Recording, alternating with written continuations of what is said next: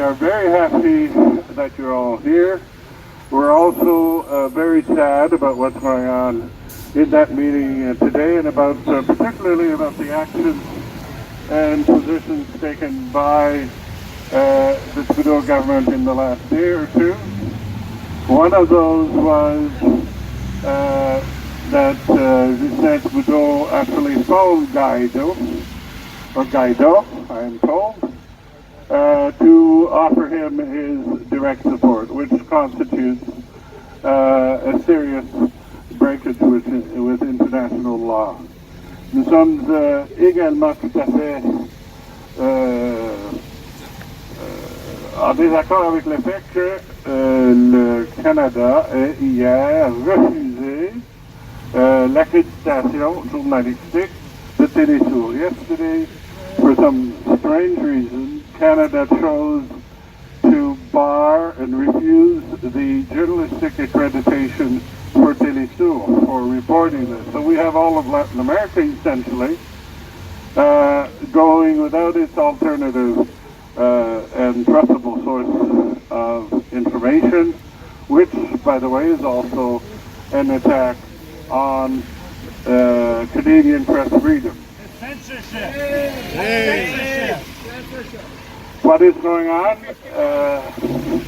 What's going on really in relation to Venezuela, of course, is extremely pejorative and costly for Venezuelan people. They're basically totally cut off from the ability to bring in food or drugs or anything else. And the strategy to do to carry out a coup d'etat is getting more and more intensive, and is starting to have more and more military aggression types of appearances to it. When we talk about the language being used at the international level, we talk about Brazil and Bolsonaro in Colombia and Israeli soldiers in Colombia. In Brazil, we're really facing, or Venezuelans are really facing a very dangerous situation. And we in Canada, that is our country, our government, is leading the way. Can you introduce yourself? Hello, my name is Jorge. I'm from Venezuela. And people wonder, why is it that so many people, more than 50% of the people, are marching for Maduro? Now, why is that? Well, I'll tell you. When I was a kid, I had to walk over a bridge every day to get to school, and under that bridge was a terrible slum. People were living in shacks made of garbage. When it rained on them. There was no floor. There were all kinds of vermin on the floor. All those shacks, there were only one compartment there. And a lot of kids died because they died from terrible water. There was a filthy creek that was a source of water because those people couldn't afford to buy it. A lot of kids died there, and I saw one of them who was dead, a little crowd around him. And that has impacted me forever. That's the symbol of colonialism, because the rich people in Venezuela didn't have to suffer that. The rich people in Venezuela were the ones who governed. And one government after the other changed, and there was no change in that slum. Well, 5 years ago, I went back to that bridge, and I looked down. It's not a slum anymore. There are real houses there. There's a paved road. There are cars there. There's piped water going in there. And the reason is this. Each of those, everywhere in Venezuela, there are communal councils. And these communal councils count. They can talk to the government directly. And the government has to respond. And that is why these people don't want to go back to the colonial times where they are the ones that are neglected. Right on. So, Maduro may have made lots of mistakes, and he has. But that's only about 40% of the reason for the suffering of the Venezuelan people. The other 60% is the embargo and the sanctions, which is not against the person, it's against the country. With those embargo, we can't buy the repairs for all of the infrastructure that was built with U.S. parts because we were a colony of the United States. We can't buy medicines because any company that does business with the United States cannot do business with Venezuela. And so, that is the reason. Hands off Venezuela! Hands up, Venezuela! Hands up, Venezuela! Hands up, Venezuela! Solidaridad! Solidaridad! Hands up, Venezuela! Hands off Venezuela! Solidaridad! Solidaridad! Lima Group out! Lima Group out! Lima Group out! Lima Group out! Lima Group out! Okay, we've got one other speaker before we go. I'd like to introduce Mike Palasek. Mike is a strong trade unionist and happens to be the national president of the Canadian Union of Postal Workers. He's here to share his thoughts as well. Mike. Yeah! Good afternoon, sisters and brothers. I bring you greetings on behalf of 50,000 postal workers from coast to coast to coast. Good on you, Mike. We're happy to be here in the streets today in defense of democracy and against another foreign-backed coup. For 25 years, the people of Venezuela have been undertaking a democratic project. When the Bolivarian movement came into office, they renewed the Constitution. They brought in one of the most democratic constitutions on the planet that attempted to give power to people. And they tried to take the wealth of the oil industry in that country and put it into social programs. And do you know what they did with that money? They eradicated illiteracy in that country. They provided free public health care in that country. They provided free education at all levels in that country. And that is the real crime of the Bolivarian movement. That is why Western powers have been intervening in Venezuela for 25 years to try to stop this movement. That's right.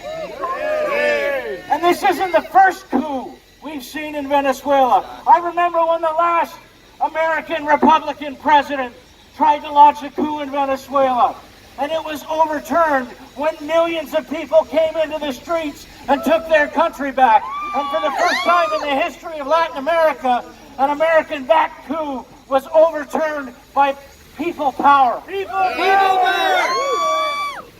Since then, they've tried through democratic means to stop the Bolivarian movement. And in fact, that democratic constitution that they brought in actually provides a democratic means of removing a president. They can have a referendum on it just by signing a bunch of signatures. And in fact, you know what? They've done that. That's right. And they lost. Right. Again and again, we've seen every attempt of foreign intervention defeated by the people in Venezuela. We've seen every election they've managed to win. And you know what? The opposition in Venezuela has had no such democratic ideals. Let's be absolutely clear. They have been perfectly content to try to wreck elections.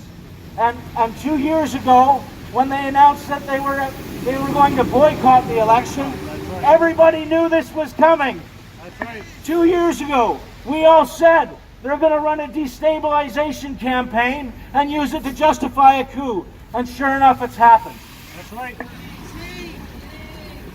They denounced Nicolas Maduro as a dictator. Now, Not true. here you have someone who's declared himself president, not elected, didn't run in the presidential election, now wants to declare himself elected, and yet in this supposed dictatorship, he's allowed to walk around freely, holding rallies in the streets. You know, I'll tell you, at least in Venezuela, they respect the right to strike.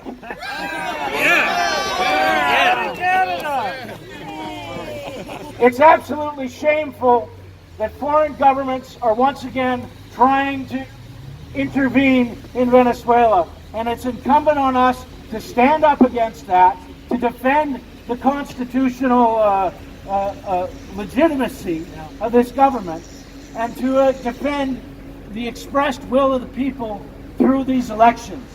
No amount of foreign interference or propaganda campaigns will undo this.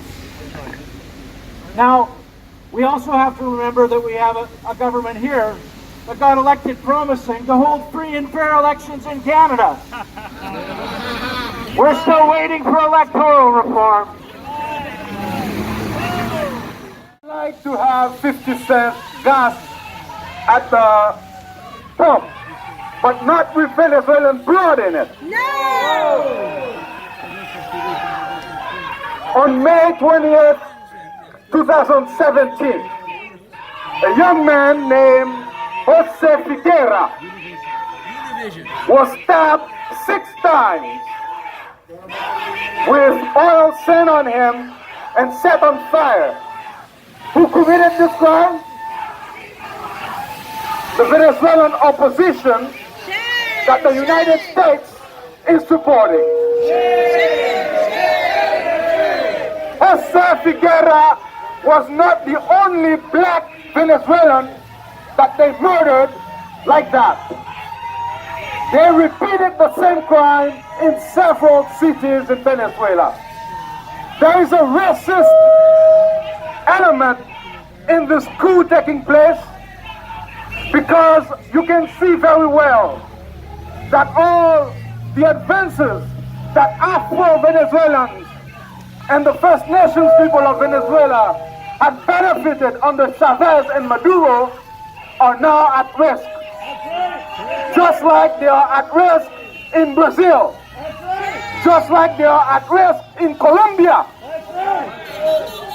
Colombia, where the people have suffered years of a civil war, especially the black Colombians. And now they're going to put the same people at risk again because a fool in Washington wants to have a war so he can increase his popularity. We were told that the racist was in Washington. We were told that here in Canada we have a progressive democracy. Yet, when we look at Trump and his cousins, there's not that much difference. They just speak differently, but they act the same. Whether it is in Venezuela, whether it is in Haiti, whether it is in Ivory Coast, whether it is in Colombia, whether it is in Brazil, it is the same pattern. It is a white supremacist coup. And we do not accept that our foreign policy be guided by white supremacy. I will not accept that my children grow up in a country where they think about the rights of white people and never about the rights of black people. We need to stop paying lip service to the rights of the First Nations people of the Americas. All of these riches were built on the genocide of the first people. The Bolivarian Revolution has made a lot of progress. I was in Venezuela May the 10th, 2018. Many people do not know that. Venezuela is the first country of Latin America to have officially adopted the reparations movement. And it was announced May the 10th, because May the 10th is the anniversary of a black maroon who started a revolution in Venezuela. So we need to understand, when these white supremacists down there are supporting a coup, it is because they know that they have the backing of Europe and white America. Is this a white supremacist country? Do you accept to live in a white supremacist country? Well, we want a real Canada that stands for justice. What justice means is that the gold of Venezuela belongs to the people of Venezuela. The gold of Haiti belongs to the people of Haiti. The oil of Venezuela belongs to the people of Venezuela. As I was leaving Venezuela, May the 10th, 2018, I was with tears in my eyes because during the whole time we were staying in Venezuela, the delegates, black intellectuals who came from all over the world, we were taking food from the hotel to share with our Venezuelan brothers and sisters who were outside. Because it is true that people are starving in Venezuela. But who is starving them? It is the blockade. It is the USA. It is the white supremacists.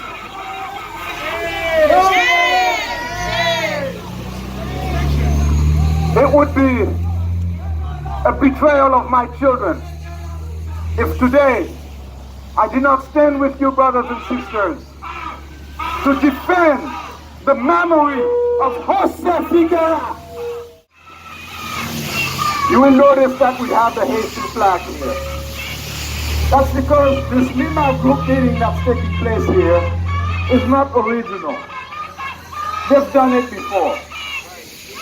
January 31st, February 1st, 2003, a bunch of white men met at Mitch Lake and they decided to overthrow the legitimate president of Haiti and to put the country under UN tutelage.